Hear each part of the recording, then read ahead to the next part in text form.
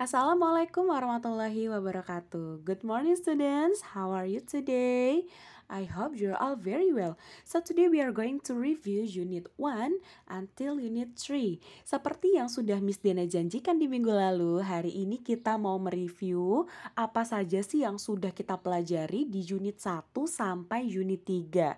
Jadi, persiapkan ya buku paket kalian, buku paket Grow with English ya, lalu buku tulis kalian, serta pensil kalian. Karena akan ada beberapa kosakata yang Miss Dena harap kalian bisa catat ya. Karena kosakata tersebut akan keluar nantinya di ujian akhir semester. Oke, tidak usah berlama-lama lagi, so let's get started. Materials. Jadi, apa saja sih yang akan kita pelajari? Step yang pertama itu adalah tentang holidays atau tentang berlibur. Selanjutnya kita akan belajar tentang simple past tense. Selanjutnya adalah announcement atau pengumuman. Lalu ada juga part of animal's body atau bagian-bagian dari hewan. Dan yang terakhir adalah weather atau cuaca. Nah, kita akan beranjak ke pembelajaran pertama itu adalah holidays. Diperhatikan baik-baik ya. Nah, di sini Bu Dena sudah memberikan kalian satu contoh percakapan. Jadi, misalnya ada Salma dan Sarah. Salma, how was your holiday, Sarah? Sarah, it was fun. Bisa kalian lihat ya, ada beberapa kata yang Miss Dena sudah tandai dengan warna merah dan warna hijau. Apa saja sih maksudnya? Perhatikan ya. The red word means simple past tense. Jadi, kata yang berwarna merah itu menandakan bahwasanya jenis kalimatnya simple past tense. Nah, the green word means you can change into other vocabularies. Open your book on page 4. Nah, jadi untuk yang kata berwarna hijau di sini adalah kalian bisa mengganti dengan kosakata yang lain. Misalnya, it was fun, it was tiring, it was boring, it was awesome. Nah, itu bisa kalian rubah ya dengan sesuai yang kalian alami liburannya seperti apa. Seperti itu ya. Ada yang ingin Miss Dena berikan lagi tambahan untuk kalian, dimana jikalau pertanyaannya menggunakan was, jawabannya juga pakai was. Misalnya di sini, how was your holiday, Sarah? Lalu Sarahnya menjawab, it was fun. Nah, sama-sama was ya. Jadi, pertanyaan dan jawaban harus sama. Seperti itu ya. Oke, selanjutnya adalah simple past tense. Nah, di minggu lalu kita sudah belajar tentang simple past tense ya, students. Jadi, simple past tense yang sudah Miss Dena berikan itu, jikalau kalian masih ingat, berbentuk apa? Subject plus verb 2 plus object. Nah, kali ini Bu Dena atau Miss Dena akan mengajarkan kalian lebih lagi atau ada yang akan Miss Dena tambahkan lagi mengenai materi ini. Perhatikan baik-baik ya. Simple past tense. Jika kalian masih ingat, adalah suatu atau salah satu jenis kalimat tenses yang menandakan suatu kegiatan sudah terjadi dan sudah selesai di masa lalu. Gitu ya. Jadi kalau sudah terjadi ya sudah terjadi di masa lalu, tidak jadi bukan yang udah lalu terus masih terjadi sampai sekarang. Bukan seperti itu ya. Simple past tense sudah terjadi dan sudah selesai di masa lalu. Seperti yang kalian tahu atau yang pernah kalian pelajari di minggu lalu, simple past tense adalah subject plus verb 2 plus object plus adverb of time. Nah, di situ Miss Dena sudah pelajari dan maksudnya sudah memberikan kalian penjelasan ya mengenai subject itu apa saja, lalu verb 2-nya itu bagaimana, adverb of time-nya itu apa saja kosakatanya, dan objeknya pun juga sudah pernah Miss Dena jelaskan juga ya. Jadi di sini Miss Dena hanya akan menjelaskan tentang kalimatnya saja. Seperti itu ya. Nah, di sini Miss Dena akan memberikan kalian tambahan penjelasan bahwasanya kalimat ada yang berbentuk kalimat positif, ada juga yang berbentuk kalimat negatif, ada juga yang berbentuk kalimat tanya atau interrogatif. Nah, bisa kalian lihat nih di contohnya kalimat positifnya. She wanted to study English yesterday. dia ingin belajar bahasa Inggris kemarin. Nah, itu adalah kalimat positif ya. Jadi, tidak ada kata no, tidak ada kata don't. Nah, untuk di simple past tense ini, kalimat positifnya itu seperti itu. Subject plus verb 2 plus object plus adverb of time. Lalu, yang kalimat negatifnya pakai did. Ya, bisa kalian lihat. She did not. Atau bisa digabung menjadi didn't want to study English yesterday. Nah, bisa kalian perhatikan ya perbedaan antara yang positif dan yang negatif kalimatnya. Kalau yang negatif pakai did, tapi perlu kalian ingat, kalau yang pakai did itu verbnya jadi verb 1, tidak pakai verb 2. Nah, kalau kalian lihat di kalimat positifnya itu masih pakai verb 2 ya, wanted. Tapi kalau yang negatif karena dia pakai did, jadi dia hanya menggunakan verb 1 yaitu want. Jangan terbalik ya, kalau sudah ada kata did, pakai verb 1, tidak pakai verb 2, seperti itu. Lalu yang kalimat tanya nih, kalau kalimat tanya, did-nya ditaruh di belakang. Jadi, did she want to study English yesterday? Nah, gitu ya. Jadi kalian tahu perbedaannya ya. Untuk simple past tense, jadi dia yang plusnya itu pakai verb 2. Kalimat plusnya pakai verb 2 atau kalimat positifnya pakai verb 2. Yang negatifnya pakai did, tapi dia jadi verb 1 kalau pakai did. Nah, lalu yang untuk pertanyaan atau kalimat pertanyaan, did-nya pindah ke depan. Jadi, did she want to study English yesterday? Nah, seperti itu ya. Oke, example. Ada contoh kalimat lagi. Contoh percakapan maksudnya. Nina, did you go to school yesterday? Nah, jawabannya bisa iya, bisa tidak kan? Untuk pertanyaannya artinya gini. Nina, apakah kamu pergi ke sekolah kemarin? Nah, jawabannya bisa yes, I did atau no, I did not. Seperti itu ya. Jadi kan ada dua kemungkinan jawaban, bisa iya, bisa tidak. Cara untuk menjawab iya, yes, I did. Cara untuk menjawab tidak, no, I did not. Tinggal ditambah not.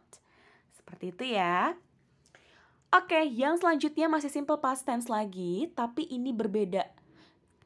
Dimana dia menggunakan subject plus was atau were plus object.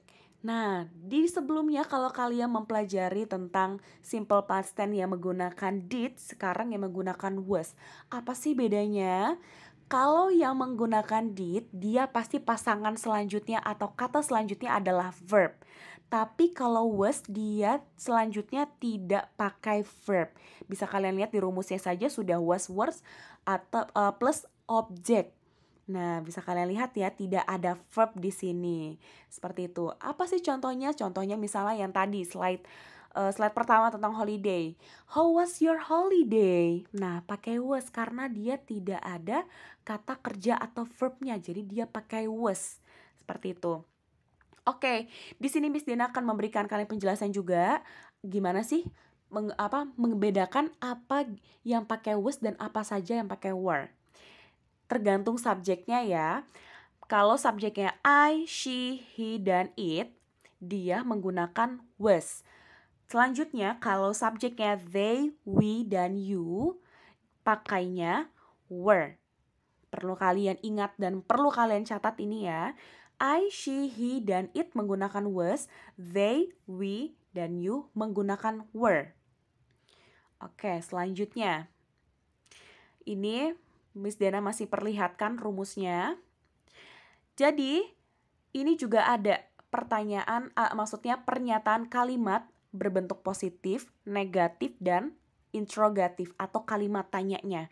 Kalau kalimat positifnya, my parents were very busy yesterday. Orang tua saya sangat sibuk kemarin. Lalu, kalimat negatifnya, my parents were not, atau bisa juga disingkat jadi weren't, very busy yesterday. Jadi orang tua saya tidak sibuk kemarin, seperti itu. Lalu kalimat tanyanya, were my parents very busy yesterday? Atau apakah orang tua saya sibuk kemarin? Nah, sama seperti yang did, dimana kalau kalimat pertanyaan itu were-nya atau did-nya di depan. Bisa kalian lihat ya, were-nya itu ada di depan. Begitu nih, Miss Dena berikan tanda nih. Were-nya ada di depan, seperti itu ya. Nah, tapi kalau yang kalimat negatif dia were not, pakai not. Nah, ini juga pakai were. Seperti itu ya. Jangan terbalik ya. Jadi jangan terbalik misalnya kalian menggunakan kalimat negatifnya were not-nya di depan. Tidak ya. Jadi dilihat baik-baik kalimatnya itu pertanyaan atau bukan. Seperti itu ya, kalimat tanya atau bukan. Nah, baik. Untuk selanjutnya adalah example-nya atau contohnya. Nina, were you at the school yesterday? Nina, apakah kamu di sekolah kemarin? Lalu, oh salah afwan ya, ini Debu Dena memberikan namanya salah, harusnya Nina bukan Lani. Oke, lanjut ya. Yes, I was at the school yesterday. Iya, aku ada di sekolah kemarin. Terus kemungkinan jawaban tidaknya, tidak, saya tidak ada di sekolah kemarin. Nah, seperti itu ya. Bagaimana? Miss Dena harap semuanya paham ya sampai sini. Tetapi jika lo ada yang ingin ditanyakan, silahkan tanyakan kembali. Oke, yang ketiga adalah announcement atau pemberitahuan, pengumuman. Bisa kalian lihat, Miss memberikan contoh art gallery atau museum seni, galeri seni. Opening hours 9 a.m. until 9 p.m. Maksudnya buka dari jam 9 pagi sampai jam 9 malam. Nah, biasanya pertanyaannya akan begini. When did the art gallery open? Kapan museum seni dibuka atau galeri seni dibuka itu kapan ya? Nah, jawabannya the art gallery open at 9 a.m. Lalu nomor 2, when did the art gallery close? Kapan museum seni atau galeri seni ditutup? The art gallery close at 9 p.m. Intinya adalah pertanyaan untuk bagian announcement ini tidak akan jauh dari announcementnya sendiri. Jadi misalnya ada announcement atau pemberitahuan, misal pemberitahuan tentang keberangkatan kereta, jam berapa, lalu di jalur mana misalnya. Nah, nanti pertanyaannya tidak akan jauh-jauh dari sana. Jadi pertanyaan untuk announcement ini dibilang cukup mudah karena kalian bisa menemukan jawabannya di pengumuman yang akan dicantumkan. Seperti itu ya. Oke, selanjutnya nomor 4, part of animal's body atau bagian-bagian tubuh dari hewan. Miss Dena sudah pernah memberikan kosakatanya, jadi Miss Dena hanya akan mereview lagi atau mengingatkan lagi kepada kalian. Jadi, Miss Dena harap kalian semua catat ya.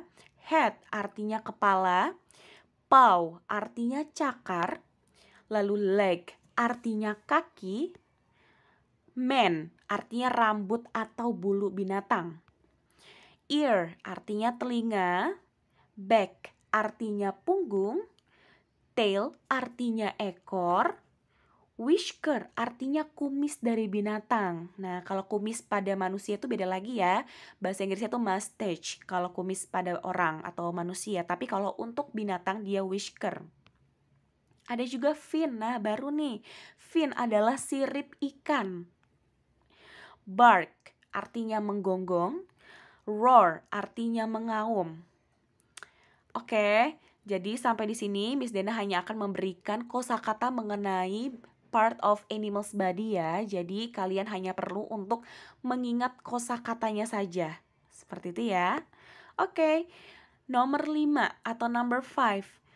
Step kelima, pembelajaran kelima yang sudah kita pelajari itu adalah weather, artinya cuaca.